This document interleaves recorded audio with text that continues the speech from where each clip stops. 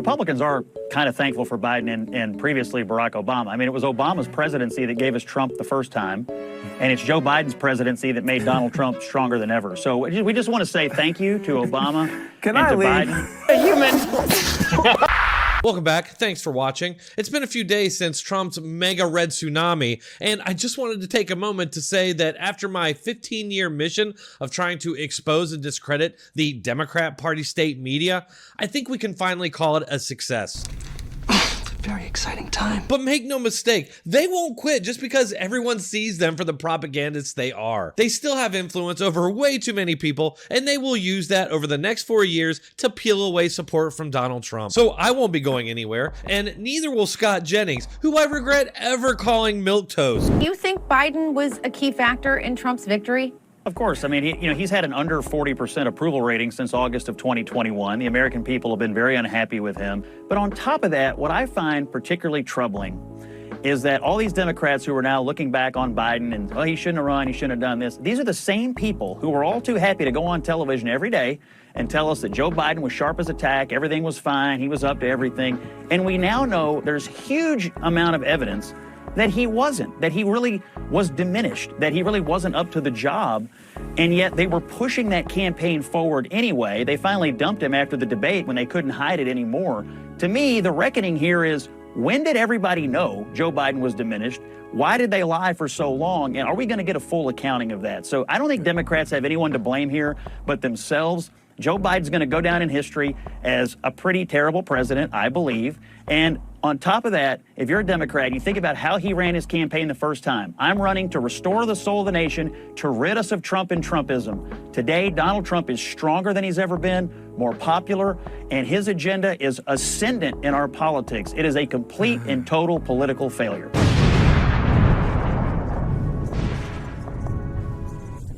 I mean, Van, that last part of what Scott just said is true. I mean, Trump did win and is more ascendant than he's ever been, even despite January 6th, despite all the stuff. Did you think I didn't hear it when Scott was saying it? Like, here's one of this. Yes. What do you want me to do? Can I leave?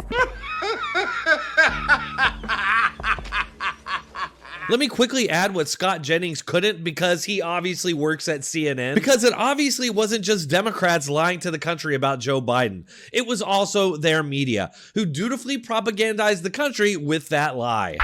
Biden is actually in good shape. Right. Mentally, he's quite acute. Any aide who engages with him or reporters, we can see this. The gears of his mind are working. The right-wing media has so fixated on Biden and Biden purportedly having cognitive issues. It's not just making an issue of Biden's age. It's lying. It's saying he's senile. It's saying he's demented, saying he's out of it. Russian television has been filled with speculation about President Biden's age, about his mental state of mind. That's an issue pushed by right-wing media, but it's not correct. You know, Republicans on the other side have spent 4 years almost kind of weaponizing Biden's age against him. Trump is not that much younger than him. Biden is just a couple of years older than Donald Trump. Why so much attention on Biden's age? Trump isn't much younger. This whole vein is really, really unseemly. I mean, ageism. I'm going to say quite bluntly, there is some ageism going on here. Yeah, I think there is some ageism going on.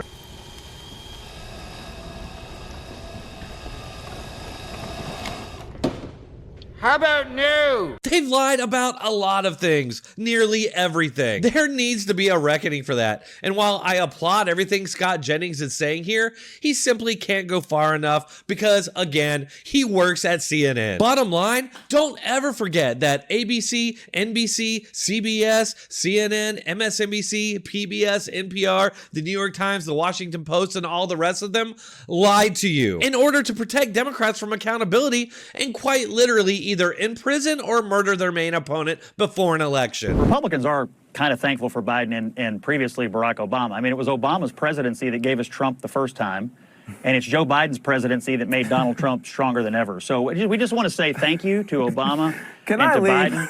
We just want to say thank you guys. You guys have delivered us, and we're going to have American patriotism and economic optimism again, and it goes right back to Obama and Biden. So thank you guys. Human. What are you going to do for the next 2 years? How do you regroup?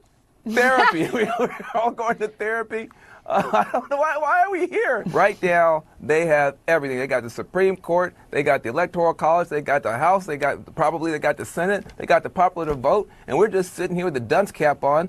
This time last week, we thought we were the smartest people in the world. We thought Donald Trump was an idiot. We thought his campaign made no sense, and it turned out they were smarter than us. And we don't have anything to say to you. I can sit here and pretend I know something. Here's what I know. Everybody I know is miserable. Everybody's on these Zoom calls. Nobody's got any good ideas, and it's going to take us a while to figure this out. It's over.